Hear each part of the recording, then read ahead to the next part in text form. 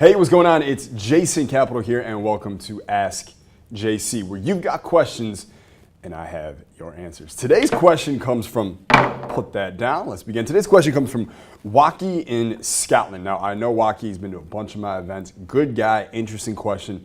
I look forward to delivering enormous amounts of value into your brain right now. Here's the question. He goes, I'm actually not going to read his whole question because there's a lot of things going on here.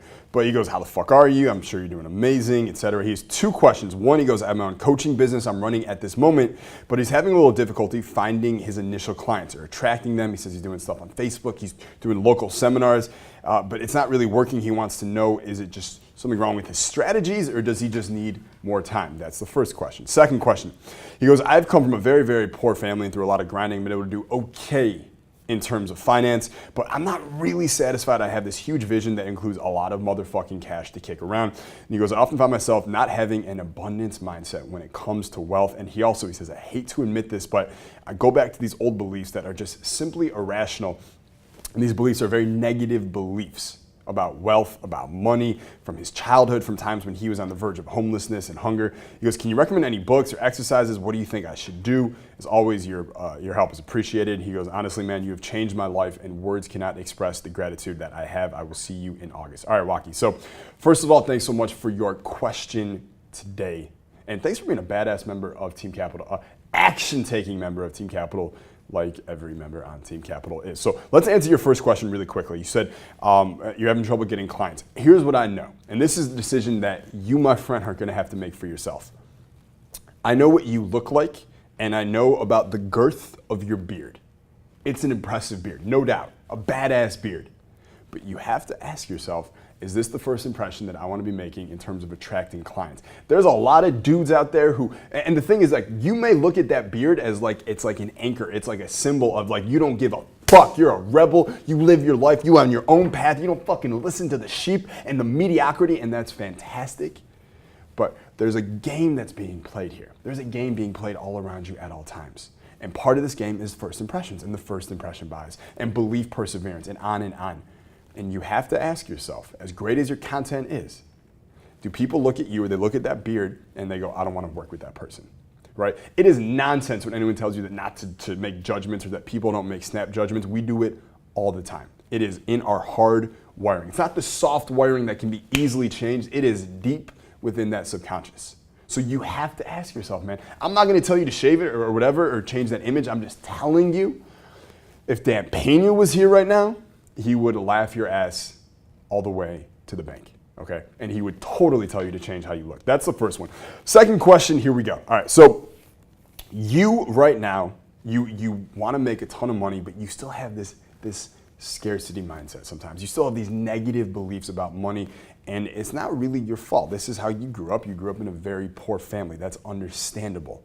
Okay, you grew up in a world where you didn't always know where your next meal was coming from. You didn't have the type of luxuries and little things that maybe the other guys or other kids at school got to have. You didn't get to go on family vacations. You didn't get all that stuff. Okay, so it only makes sense that those beliefs would travel with you as you move up in life. But here's what you need to understand, okay? If you allow your biography to determine your destiny, you're fucked, dude. You're straight fucked. Think about that. Think about if every single person who grew up in a tough childhood or in a poor childhood, if they that was who they were because that was their childhood when they had no control and they had to rely on other people. And even though it wasn't in their power, because that's where they were born into, that's who they stayed their entire life. Imagine if Oprah, a girl who was sexually abused, born to a 14-year-old mother, homeless for many years, imagine if she had just accepted that. Okay, how many hundreds of millions of women would have had nothing to do Monday through Friday afternoons? Okay, Oprah, she even said, I'm going to paraphrase her quote here, but she said because she knew she grew up with such a shitty childhood, all that meant to her is that she had to make something of herself as she got older, as she matured, as she became a person of influence in this world. All right, so If you continue to let your biography determine your destiny, you're straight fucked, dude. There's nothing you can do. You will continue to miss out on deals and money. You will get nervous when asking for money. You will get nervous when someone tells you to raise your prices. And not just nervous, you will resist it. You will resist wealth. You will resist what you want. You will miss out on every fucking thing you want in this life. And you will look back on your life at 85, turn around and be like, why the fuck did I let my childhood determine the entire course of my life? But you're not going to do that. I know you're not going to do that. You're a Team Capital member. You don't fucking want that. You wouldn't have asked this question if you didn't want that. All right, so here's what we're going to do right now, okay? We're going to wake up and we're going to do a couple things. Number one, here's what you have to do. You have to accept your childhood. I have this distinct sense that you look down on your childhood. You look down on that poor upbringing. You resist it. You try and back it into a small corner. You try to pretend like it didn't happen, like it doesn't exist. And all that's gonna do is cause problems, right? Remember this, what you resist persists. It's not gonna go away. The only way we're gonna take back control of it is by accepting it, dude. You gotta accept it. You got to get cool with it. You got to be grateful to it. Here's what I want you to do. I want you to find that part of you that keeps you down, that part of you that holds those irrational beliefs. Maybe you can even, a lot of times in NLP they talk about that. It's like a sensation in your body, in like one area of your body. Maybe it's in your lower leg. Maybe it's up here. Maybe it's in your shoulder. I want you to find that part. And I want you to name it. Give it a name, like a little pet. Okay, in fact, I'm going to recommend the name right now. Okay, I recommend you call it Acorn. Yes, I said acorn, okay? Why would I say acorn? Well, I like to think about the quote from Emerson, right? The great Emerson, who said that the creation of 1,000 forests is in a single acorn, okay? So I want you to name that part Acorn. That's his name. So like, yo, Acorn, what up? Acorn, you got a new single? It sounds like Akon now, right? But Acorn, let's call it Acorn, okay? I want you to think that part. I don't care if you got to go on a walk, you got to go to a room alone, you got to go do some fucking DMT or ayahuasca in a jungle with a weird guy wearing a leaf for underwear. I don't give a shit. Do what you got to do, but get cool with that part. Thank Acorn. Thank it, and thank it for this, okay? Thank it for giving you the ambition that you have today. Had you grown up in a privileged childhood, you wouldn't be on your fucking path right now. You wouldn't be as ambitious as you are. You wouldn't have driven to see Dan Pena's castle and take pictures in his cars and meet him, even though you didn't go to the seminar. You wouldn't have done any of those things. You wouldn't have traveled 4,000 miles multiple times to come see me and Team Capital at our live events. You wouldn't have done any of those things and had any of those experiences and met any of those people if not for that childhood, if not for Acorn. So you don't resist Acorn. You don't hold contempt for Acorn. You love Acorn. I love Acorn. Thank you, Acorn. You gave me the fucking ambition that I have today for my drive, for me to achieve and accomplish all the things that I want in my life. All right, so you have to thank it, okay?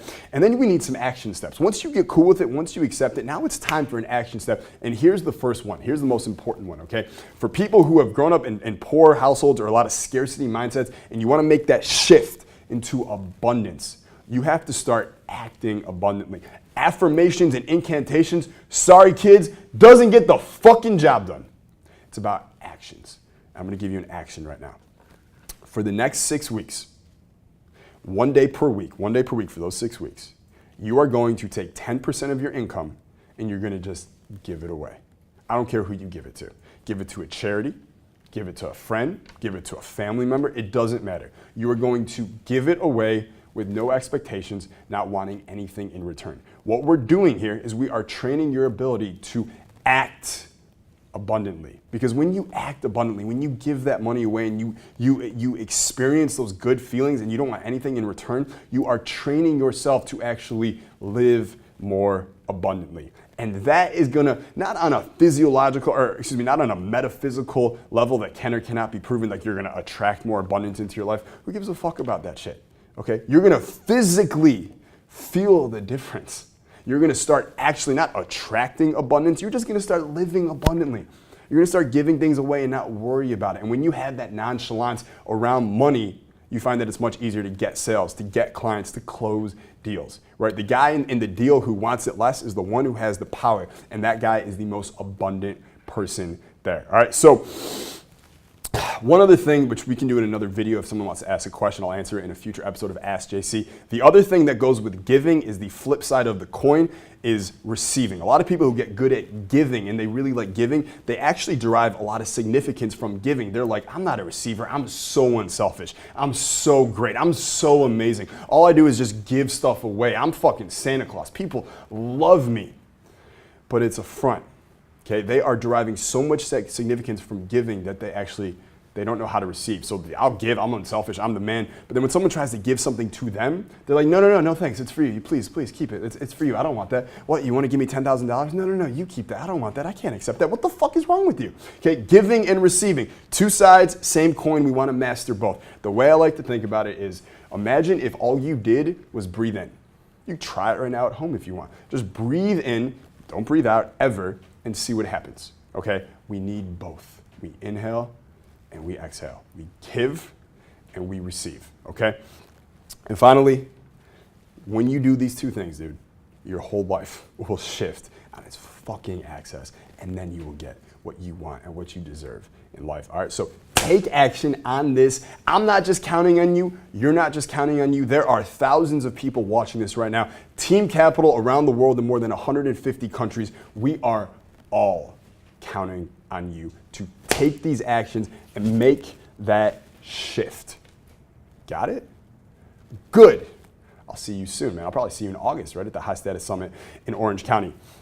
Speaking of events, speaking of mission, just in case, we've been getting questions, people who are like, Jason, we love to Ask JC, but what's going on in your life? We want to know the other shit. I'll just throw it in here at the end. This weekend, I don't know when you're going to be seeing this video, but I'm going to be speaking in San Diego at the Fitness Business Summit in front of about 1,000 people. If you're there, or if you're going to be there, come say what up. And, you give me the Team Capital signal so I know what's going on, and then come say what up. We'll talk for a second. I'm going to be giving a badass speech, a badass presentation about vocal tonality and how to use your voice to get whatever it is you want in life. Something no one talks about, no one teaches it, but goddamn, isn't it effective?